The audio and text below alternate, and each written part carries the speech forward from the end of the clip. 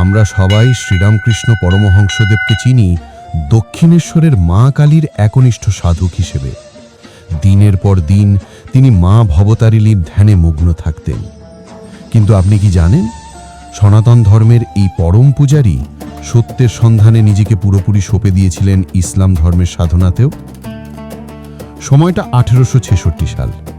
দক্ষিণেশ্বরে আগমন ঘটে গোবিন্দ রায় নামের এক সুফি সাধকের।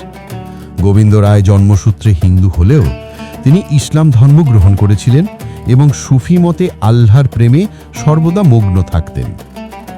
তার ভক্তি ও নিষ্ঠা দেখে ঠাকুর শ্রীরামকৃষ্ণ মুগ্ধ হন এবং তার কাছেই ইসলাম ধর্মের দীক্ষা নেওয়ার ইচ্ছা প্রকাশ করেন। গুরুর আদেশে শুরু হলো কঠোর সাধনা। এই সময় শ্রীরামকৃষ্ণের জীবনে এলো আমূল পরিবর্তন। তিনি মুসলমানি পোশাক পরতে শুরু করলেন। যিনি মা কালীর জন্য পাগল ছিলেন, তিনি মন্দিরে যাওয়া পুরোপুরি বন্ধ করে দিলেন। এমনকি মন্দিরের বাইরে কুঠিতে থেকে তিনি নিয়মিত 5 ওয়াক্ত নামাজ পড়তেন এবং কেবল আল্লাহর নাম জপ করতেন। টানা 3 দিন এই গভীর সাধনার পর তিনি সিদ্ধি লাভ করেন। তিনি দেখেন এক দীর্ঘ স্পষ্ট বিশিষ্ট লম্বা দাড়িওয়ালা সৌম্য ও জ্যোতির্ময় পুরুষ তাঁর দিকে এগিয়ে আসছেন এবং ক্রমে তার শরীরের সঙ্গে লীন হয়ে যাচ্ছেন।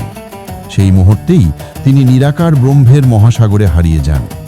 তিনি উপলব্ধি করেন, যাকে তিনি মা বা ব্রহ্ম বলেন তাকেই ইসলামে আল্লাহ বলা হয়। শ্রীরামকৃষ্ণের এই সত্য সন্ধান এখানেই থেমে থাকেনি। পরবর্তীকালে তিনি যীশু খ্রিস্টের ছবির দিকে তাকিয়ে ভাবস্থ হয়ে খ্রিস্ট ধর্ম সাধনাতেও সিদ্ধি লাভ করেছিলেন। তন্ত্র, বৈষ্ণব, ইসলাম, খ্রিস্টান সব পথ ঘুরে তিনি সেই একই গন্তব্যে পৌঁছেছিলেন। জগতের ইতিহাসে তিনি একমাত্র সাধক যিনি সব ধর্ম নিজে পালন করে প্রমাণ করেছেন পথ ভিন্ন হলেও গন্তব্য এক। তাই তো তিনি জোর দিয়ে বলতে পেরেছিলেন, যত মত তত পথ।